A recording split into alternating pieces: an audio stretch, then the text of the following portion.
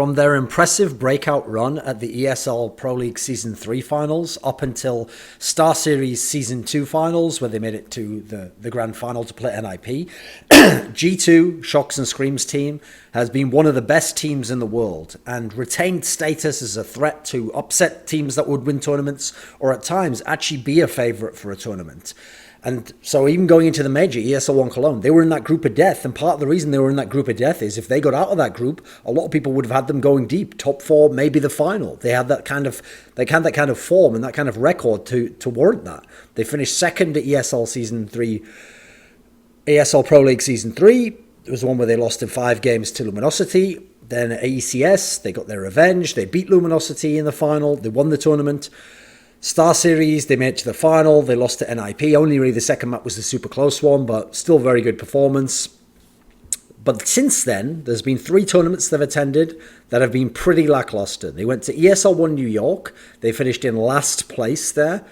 They went to Epicenter. They made it out of the group, but they only made it to the first round of the playoffs and were eliminated, so 5th to 6th place. And then at E-League, they had a group which, in theory, they should have had a chance to get out of, and they finished in 3rd place. They did not get out, and they did not make the playoffs of the tournament. So we can see the drop-off in results. It's fairly startling, actually. We can see them going from a contender for tournaments, an elite team in the world, to like a good, decent team that can hang in the top 10, but only towards the bottom and isn't capable of going deep and isn't capable of winning against the best teams and doesn't look like they're going to win a tournament or go deep anytime soon. And everything seems to be going against them right now. During the time they were very successful, they had a fantastic record, not just in terms of placings, but in best of 3 series. They won 8 out of 11 that they played in. During these last 3 tournaments, they've only won 1 out of 3 that they played in. So already they've lost 2/3 of the best of 3s of the amount that they'd lost during their successful period, and yet it's only over something like 3 tournaments. So we can see the problem already is statistically relevant. Now, when they had their success, one of the things that made it interesting was this tournament actually really marked when Shocks had his return to being one of the best players in the world. Absolutely incredible, top-level performances, MVP-level performances, amazing games, game in, game out, all these tournaments that we're talking about here pretty much up until the Star Series period. Then you had Scream joining him, not quite at the same level in terms of firepower, sometimes even more, but Scream becoming very effective in a way he hadn't in the past. And then the key in terms of firepower was you had RPK become this stable force in the game, where he wouldn't go super ham except the odd map. Instead, he would reliably add in some firepower to those two who were tearing it up. And now you had a very dangerous team just in terms of the firepower. And it's no wonder that their T sides got a lot better despite not having a lot of tactical depth. And their CT sides got good on the basis that they could kill people a lot. So you had those factors in terms of individual players going for them. But because of these factors and the success they were having and the form they were in, suddenly their map pool just opened up to be ridiculous. Remember, there's 7 maps in the pool, and initially when they started playing, there was Inferno, but obviously that got taken out. I mean, the last tournament that Inferno was used at actually was ESL Pro League Season 3, which was the first tournament of G2 really breaking out as a big-level team. So what's crazy is, from ESL Pro League Season 3 to Star Series, this team had a few maps that had insane ratios. On 6 of the 7 maps, so we're including Nuke here, they had a winning record. In fact, the worst they had on 6 of the 7 was 60% win rate. Now, there are some caveats to that, but as a result, you can see they could go all over the map pool and get wins against people. Now, their Dust 2 was absolutely insane. They won 9 out of 11 games with that. Their only losses were to Mouse Sports in the Cologne qualifier and Luminosity in EPL in the final. Otherwise, they were near unbeatable on this map. They were very, very dangerous. Then their second best map was Cash. They won 6 out of 8 on this. They only lost to NIP, who at the time were really, really good on Cash. Actually, it was NIP they lost to twice on that map. So, in theory, they're at one point in time the best Cash team. What's interesting is those two were the kit two, where you could see, just in terms of what you could see with your eyes, and then statistically, this is an incredible map for this team. So they were a Dust 2 Cash team. Then, What's amazing is they had these two maps, Train and Cobble, that they weren't amazing at. They would get losses on, but they were pretty solid on. Like, they could get enough wins over people to now win best of threes, to now go deeper in tournaments, and now in group stages where you're banning out maps, still have maps they could play on. So Train and Cobble, they were very doable. They won 6 out of 10 games on Train. They won 5 out of 8 on Cobble. Very solid here. Again, a lot of the teams beating them were teams who were specializing on these maps at the time. Then what's weird is there's 3 maps left in the pool. They had 2 that were left in the pool that they very rarely ever had to play. But when teams did dare to play them on it or pick it against them, they would somehow get wins on it. So on Overpass, they won 3 out of 4 games. The only game they lost was the one against NIP in the Star Series final, which obviously an incredible overtime game. They won one against Luminosity, then they won one against Fnatic, then they won one against Luminosity. Teams that, obviously Luminosity was the best Overpass team. Fnatic, I think, even picked Overpass against them in that ECS. Nuke, they played twice early on when people weren't really playing Nuke. They won it both times, no problem. And then Mirage, they never played with this lineup because it was their permaban. So you can see the map pool allowed them to go everywhere. And it wasn't really specific strength on those maps that was winning them. It was everything else. The star power, the system they had, the form that the overall unit was in, the balance of how it worked. And obviously, Nuke not really being played never meant people opened up that other aspect of their map pool. So they had a very, very solid map pool. And so you go look now at the teams, at the problems they have, and you start again with individuals. Oh, by the way, before I mention that, actually, I just remembered. The one thing I should mention is, even when they were having this success, if you go back and you look at articles or comments I've made or tweets or videos about them, I always said I actually expected them to drop off. I expected them because they were so hot, and I mean hot in the sense that they hadn't innovated something new in the game. They hadn't gotten to a level where somehow they'd unlocked some potential in this guy who's going to play at this level from now on. They were hot in the sense that they were doing simple things, but very well, and mainly winning off individual skill. So that will always, over time, cool off. Superstar players can't stay at that level forever. Star players can't play at that level. Role players who are having a very good period don't stay at that level. You have to be able to shift as time goes on and win by being gritty like Virtus.pro. Or you have to win with your brain like Dignitas did back in the day. Or you have to be able to get some crazy wins on something. You have to learn how to play Nuke like Nip has to get back in the equation now, despite not having all the best players in their team. You have to do something. You have to adapt over time. You have to adapt which your star players are and how your setup is as a result, and who AWPs and who's the in-game leader. You have to do all these things and go different places in the map pool and switch up your map pick.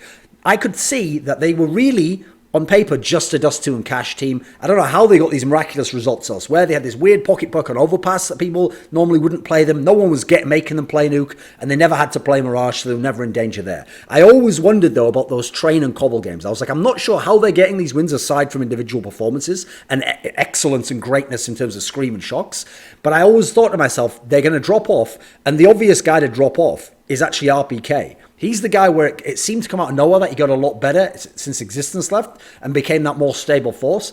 That I didn't buy was going to continue. And you look now, and this is kind of what's happened, because Shocks isn't quite as godlike, but he's still very good. And he's still pretty consistently very good as well, and has these big, big tournaments. But at the same time, he's not just tearing up the whole server in quite as crazy a fashion as he was earlier in the year. Scream still seems fine, actually. Still hits great numbers. Still very, very good. Maybe not as effective in terms of style. He does seem to be a bit more hesitant in that respect. But his actual aiming still totally fine. So the 1-2 punch is still there. The problem they have is RPK has gotten much worse. His fragging's down. His deaths are up. He looks a lot less comfortable when they're forced onto some of these other maps they don't like. Nuke's a great example. He had a terrible performance at Epicenter, which was the one time they made the playoffs in these last 3 tournaments. And he didn't really give them much of a chance there. Smith's fragging is down. I mean, he wasn't doing super well before when they were very, very good. He just had to kind of do his job, stay out the way and stay alive. His fragging's gone down a lot, and particularly, obviously, his AWPing is under question, and you see him not even AWPing sometimes now, and the last sort of like 2 tournaments in a row, he's had some really lackluster, quite poor performances. Then you got to look, they have the map pool issues. This is, after everything else cools off, now the map pool starts to disintegrate. So, okay, Dust 2, that's the one they've won the most on. Even on Dust 2, they're 50% win rate. What's interesting now is, of the 7 maps, they have played 6 of them in the last 3 tournaments. And in the last 3 tournaments, they have 0 maps that they have a winning record on. On 4 of the maps, they have a 50% win rate. On On one of them, they have a 0% win rate, even though they've played it. And on Mirage, they still don't play it.